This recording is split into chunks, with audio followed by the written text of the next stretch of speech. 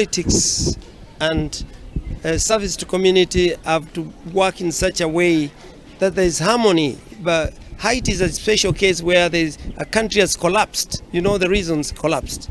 And other countries, not just that. Sudan has his own issues.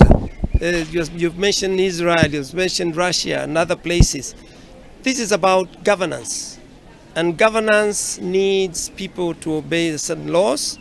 But also at the same time, the laws have to be also just laws. So you need to elect leaders. This is now about leadership elections. And you need to elect leaders who are sensitive to what the work is all about. So we must walk the talk of honesty, justice, and we encourage all of us, not just police or anyone, every one of us. When you point three fingers are pointing at you. So we are saying, gentlemen, gentle ladies, let's work as our laws tell us, as our Bibles tell us, as our Qurans tell us, and our country will be better.